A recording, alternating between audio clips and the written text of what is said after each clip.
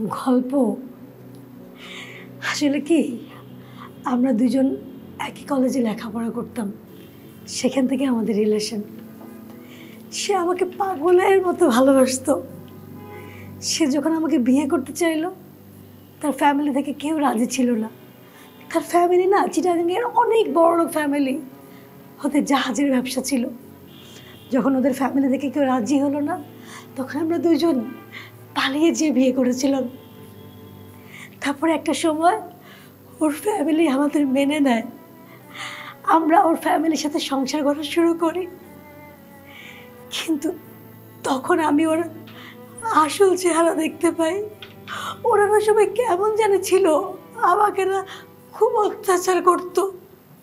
আর একটা কথা কি ভাই জানেন, ওরা সবাই মিলে আমার মাথায় খুব আঘাত করতো, মাথায় কিছু হলে না আমাকে মাথায় মারতো। একটা টাইমে মাথার ব্যথা সহ্য করতে না পেরে আমি মানসিকভাবে অসুস্থ হয়ে যাই। তারপরে তারা আমাকে পাগলের হাসপাতালে ভর্তি করে দেয়। সবার কাছে সাব্যস্ত করে আমি একজন পাগল। তারপরে ভাইজান আমাকে ওখান থেকে নিয়ে আসে। এটি হলো আমার জীবনের গল্প ভাই। কিন্তু লতা, আমার কাছে কেমন যেন। ভাইজান কেস মামলা করতে চাইছিল, তাকে রিমান্ডে পর্যন্ত নিতে চাইছিল, কিন্তু আমি হইতে দেই নাই। আমি তো তাকে ভালোবাসি। ভাইজান ওকে মারবে, আমি কেমনে সহ্য করবো বলেন? আমি ভাইজানকে কোনো রকম ঠেকায় রাখছিলাম। হায় রে ভালোবাসা, হায় রে পথারা মানুষ।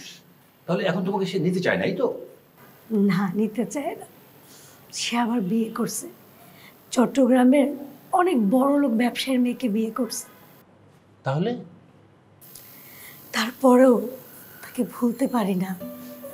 তাকে খুব দেখতে ইচ্ছা করে, তার কণ্ঠ শুনতে ইচ্ছা করে, তার পায়ের কাছে বসে থাকতে ইচ্ছা করে। এসব কথা আর বলবেন না বোন, আসলে আমার বুকটা একদম বিদীর্ণ হয়ে যাচ্ছে। ভালোবাসে পড়তে পড়তে আমার ভেতরটা একদম অঙ্গার হয়ে গেছে। সেখানে আর কয়লা ছাড়া আর কিছুই নেই। পাগলের বেশি হাসি খুশি থাকি দেখে কেউ বুঝতে পারে না। লতা বোন আমার, আমি আপনাকে কথা দিচ্ছি, ওই ছেলের সাথে আপনাকে অবশ্যই আমি দেখা করিয়ে দেব। কবি আহাদ যা বলে তা সত্যি সত্যি করে দেখায়। খুবই কৃতজ্ঞ থাকবো ভাই। ভালো থাকবেন।